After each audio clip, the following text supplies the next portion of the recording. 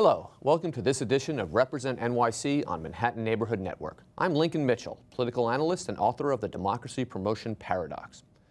A rapidly changing and increasingly strange media environment frames political life in the United States.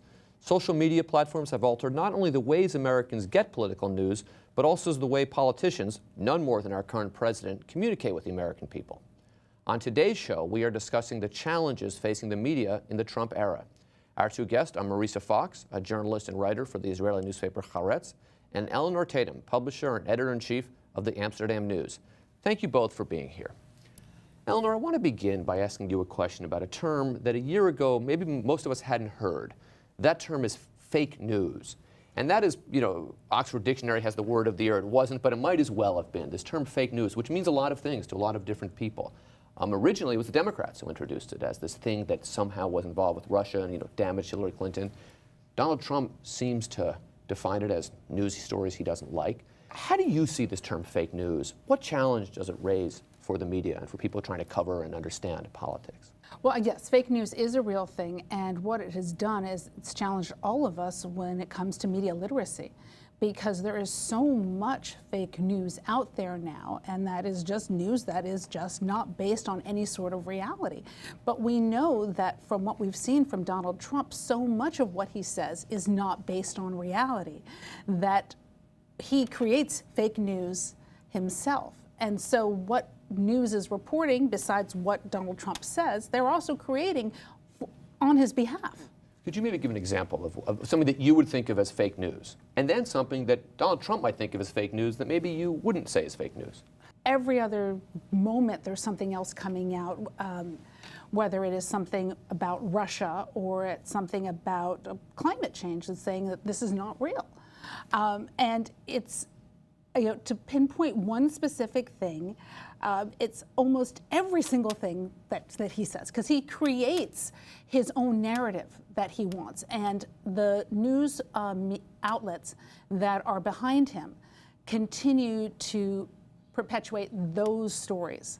And also the things that he needs to back up these narratives that he wants to create, they create narratives that back him up. So we've got this cycle that just continues to propagate news that is not based in anything that is true. And then when people try to debunk it, they're looked at people on the left that are just trying to say, oh, it's just because Donald Trump is the president and they're on the left that they're saying that this is fake, but it is true.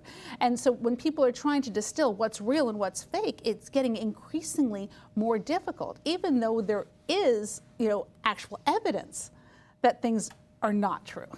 I mean, I think it's gotten to the point where it's not only influencing readers and people around the world, it's influencing the highest reaches of the government. And I'll give you an example. I mean, the Comey opening up the Hillary email investigation was based back in October. Was we now know was based on fake news from Russia.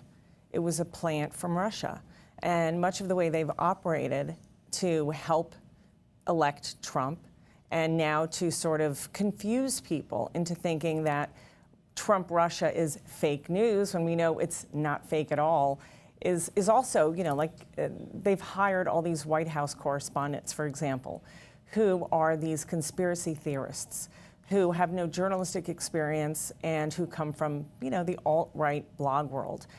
These are the people that perpetuate stories like Pizzagate. That Hillary Clinton and John Podesta had they were trafficking in underage child sex scandal like in a pizza, the basement. Right. And they actually got, all millions of Americans up in arms believing that this was true. So I wonder if I could just pick up on this Pizzagate, because Pizzagate strikes me as a very clear example. This is fabricated, right? There's no there at all, right? And we can think of other examples. Other examples are those, Hillary Clinton killed so-and-so, right? We saw this during the campaigns. This is these fake health issues around Hillary Clinton. Hillary Clinton has some weird disease and she's going to die, or she's had. It's all like clickbait. Right, it's all clickbait. It's all clickbait. But then how do we, in an environment where this is an increasing problem, I think we would all agree, and I don't think it's a problem of left and right, because it certainly can exist on the left. It may exist more on the right, but it certainly could exist on. It's a question of accuracy, factual news reporting, and all of that. But there also is opinion pieces, right? So if I write Hillary Clinton, if I write today, if I'm on the left and I write, Donald Trump is actually a cyborg, right? That's fake news. If I write, Donald Trump is a budding fascist, that's an opinion. It may or may not be accurate, but it's an opinion.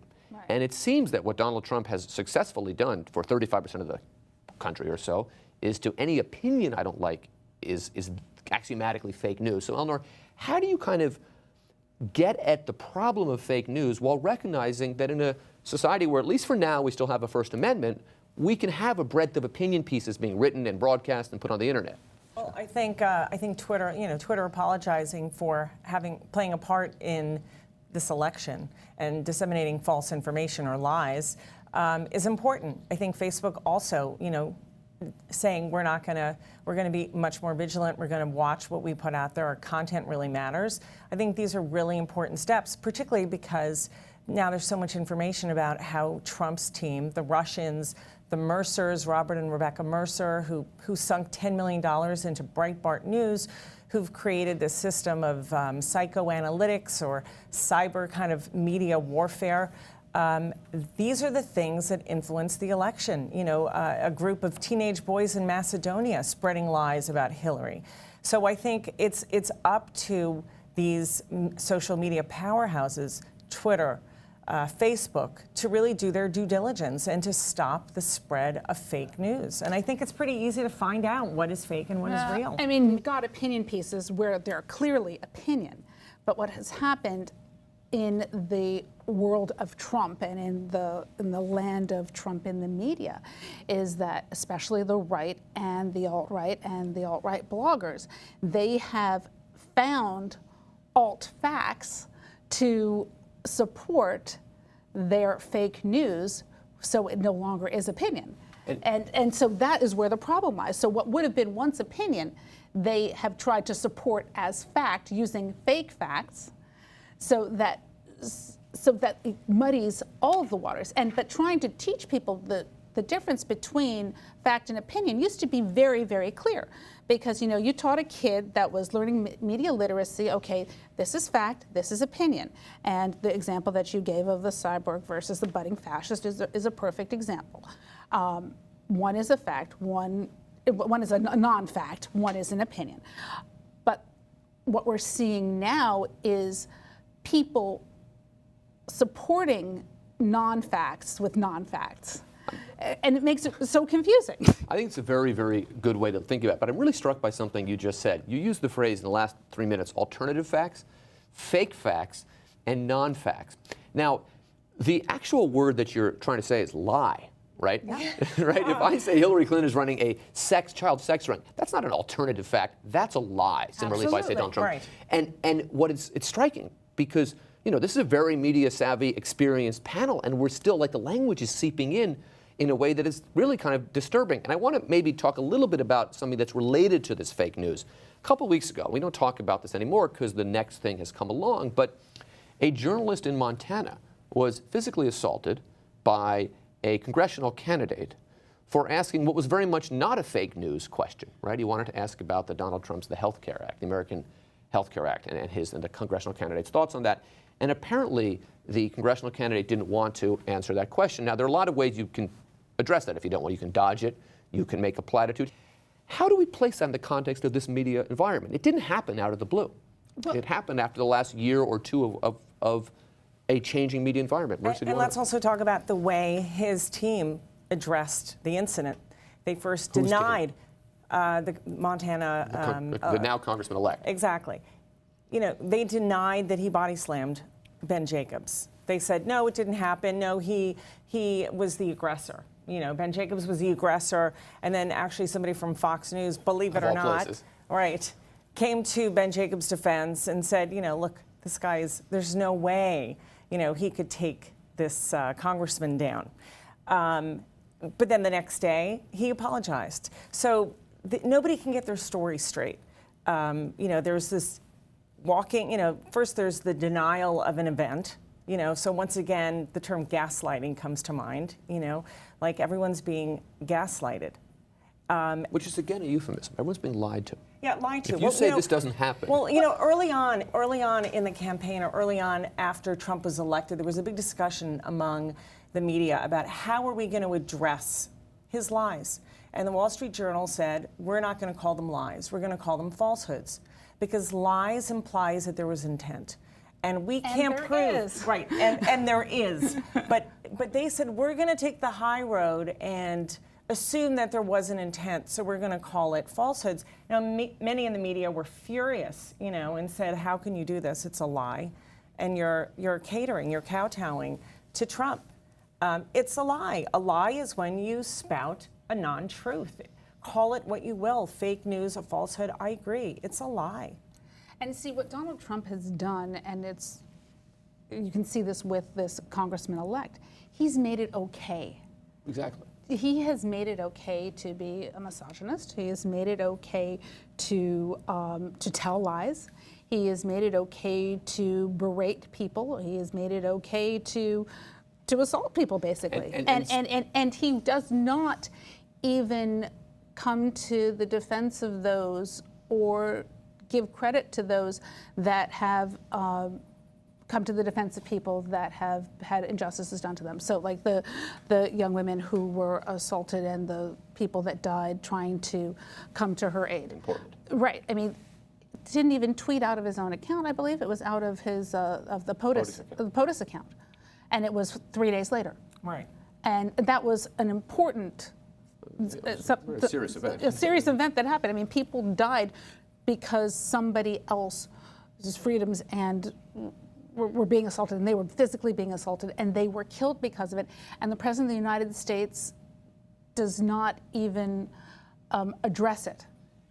But yet he'll address something else at 3 o'clock in the morning, 4 o'clock in the morning, and Kafifi. Well, Kafifi is right. Which is a prime example of the insanity of this moment. That Sean Spicer, the press secretary, would come out the next day with a straight face, and say, oh no, there are a few of us, we know what he was talking about. Next. Think about just let that sink in.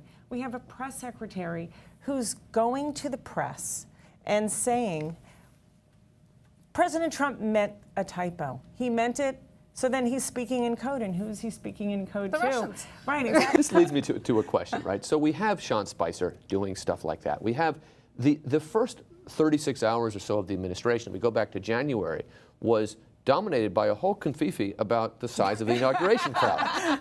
About the size of the inauguration crowd. Okay, That's right. And Kellyanne Conway went on and said, well, we have alternative fact, which again is a lie, right. means lies. So how does a media, broadly speaking, that has covered many of these people, individuals in the media, have covered presidents, some cases going back to Reagan, some cases further back, in some cases only back to, say, George W. Bush, but that's still a lot of institutional memory, a lot of mores, many of which are being shattered right now. How does a thoughtful, serious-minded media person, institution, outlet function in a context where people like Spicer and Conway are going out just kind of making things up, where completely making things up, where completely uncredentialed media outlets, as you point out, Marisa, are being elevated to this level where they have the same access? Elinor, from your perspective, how do you function in that context? The idea that every day when you're watching these press conferences and you're hearing what the president is saying and you are looking at these tweets, and every day you are flabbergasted at what you're seeing and hearing on a daily basis, it's incredible. And you just have to try your best to unkafifi everything. It's difficult. Which is very, very difficult. And, when you look at, talking about the inauguration size, you go back into Donald Trump's history and you look at what he would say during The Apprentice. Even though his ratings were tanking, he was still saying that he was leading the pack. This man sees things only as he wants to see them. He creates the narrative that he wants, and he makes everybody else keep that narrative going. But it's a fascinating, just for a second, it's a fascinating notion of what truth is. We've talked a lot today about... This has nothing to do with truth. But wait a second. We've talked a lot about lies, and we've called them a lot of different things, and so have many in the media. But We all know that some things are true when we see them, but what Donald Trump has done is that he has bet, and to some extent won the presidency, on the notion that truth is not something that is real or measurable. It's whatever I can get people to believe. Right. Exactly, Well, and that's the problem. Moynihan said everyone's entitled to their opinion, but everybody is not entitled to their own set of facts. Right. And that is no longer true. But that is no longer true. But, I mean, early on, also during this, after he was elected, Reuters, I believe, sent out a memo to its reporters around the world saying, we are now we have to cover this as if we're covering a dictator. And I think that's very true. I mean, he plays by the dictator playbook, and it's Orwellian, and it's also full of confusion. He views the media as a propaganda arm, and when the media doesn't fall into line, he then declares them the enemy. I mean, when was the last time an American president called the media the enemy? Nixon. But he had the good sense not to do that in public. Right, Nixon did it privately. He did it right, exactly. He was no gem, but it was Nixon comes off as a statesman. Nixon at least had a brain. He had a law degree. But yes, he had the good sense to do that in private. This is a man who's so unfiltered and so out of touch. So let's I want to follow up on you, Marisa, for a second. So let's look at what you said about the media and put that in the bigger context, which is, as I can see it, this context of democratic rollback. And people have called it a lot of things. You can call it it's been budding dictator. You can say people have said we're moving towards fascism. I like to use the term democratic rollback because it leaves the outcome open-ended, but it is what we're seeing. How does what's happening in the media sector influence that, or how does it play into that? Well, I think the media has to do as good a job as it can to distinguish between what's being put out there to distract us from the real story. But what is the real story and what's distracting us? Well, to me, Confifi is the real story. Confifi is the real story. We got to get to the bottom of that. To me, the real story is Trump-Russia. I mean, it's that simple. I think everything he's doing, even pulling out of the Paris Climate Accord, I mean, when all the heads of the corporations, even Exxon, told him not to do it, when he lost two major players to his business council, Disney and Elon Musk, they both pulled out.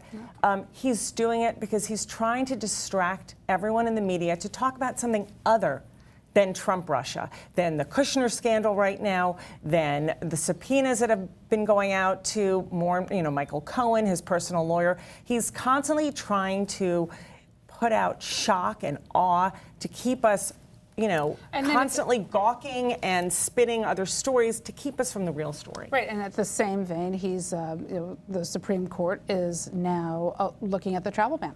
That's right. So that's something else that he's putting right up in the forefront. What I would like to ask, and Elinor, maybe you can start with this one, is Americans today largely get their media from sources with which they already agree. We get information that confirms our beliefs. How does this affect political polarization, which I think is really at the heart of a lot of the problems we're talking about? But what impact does that have on polarization in this country?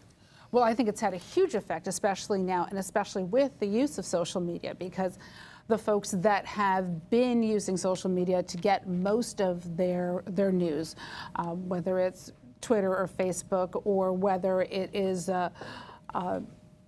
newsletters that are coming out from these right-wing, alt-right blogs or websites, and they're selling their lists, so they're getting more information from other organizations that may be even further to the right that are creating even more lies and disseminating those. So they're getting those things reinforced even more.